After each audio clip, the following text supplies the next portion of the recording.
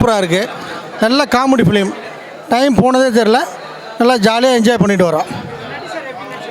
நட்டி sir சூப்பராக நடிச்சிருக்காரு. அவர் எல்லா படங்களும் நல்லா நடிப்பார். அவருக்கு சொல்லிக் கொடுக்க வேணாம். Acting super. மியூசிக் எல்லாமே நல்லாயிருக்கு. ஸ்டோரி ஒரு நல்ல ஸ்டோரி தான். என்ஜாய்மெண்ட்டான ஸ்டோரி தான். தேங்க்யூ. ஃபேமிலியோடு நல்லா ஃபேமிலியோடு அது பார்க்க படம் நல்லா இருக்குங்க.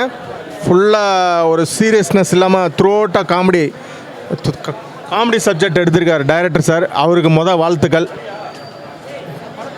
படத்தில் ஹீரோ சார், நட்டி சார், சிங்கம்புலி சார், அப்புறம் சாம் சார், கோதண்டம் சார் எல்லாருமே நல்லா பண்ணியிருக்காங்க. அவங்கவுங்க கொடுத்த கேரக்டர் நல்லா காமெடி ஜேர்னல் நல்லா இருக்குது. மொத்தத்தில் படம் போகிறதே தெரில. நல்லா ஜாலியாக இருந்தது. வாழ்த்துக்கள். மியூசிக் நல்லா இருக்குது. பேக்ரவுண்ட் ஸ்கோர் நல்லா இருக்குது.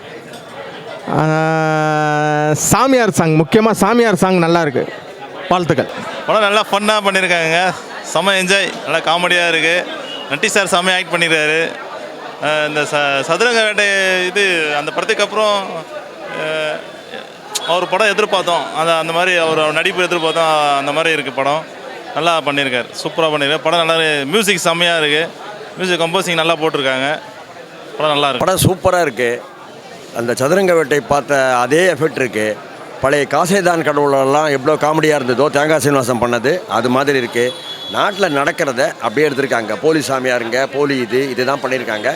நல்லா இருக்குது. தாராளமாக பார்க்கலாம். ரொம்ப ஆபாசம் அதெல்லாம் ஒன்றும் கிடையாது. கொலை வெறி அடி தடி உதை அதெல்லாம் கிடையாது. ஃபுல்லாக என்டர்டெயின்மெண்ட் காமெடியாக இருக்குது.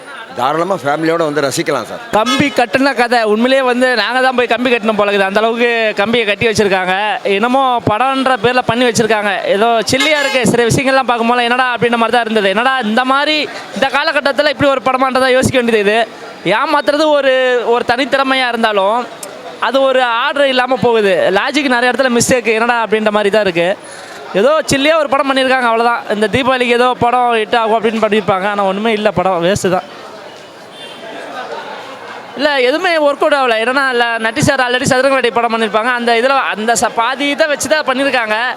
ஏன்னா அதுலேயாவது ஒரு கதை இருக்கும், ஒரு லாஜிக் இருக்குது. ஏமாத்தது கூட ஒரு ட்ரிக்காக இருக்கும், அது போவோம். இதில் ஏதோ பண்ணுறாங்க, சாமியார் வேஷத்தை போட்டு பண்ணுறாங்க. கடைசியில் நித்யானந்தா ஒருத்தர் தீவில் போய் செட்டில் ஆகிட்டார்.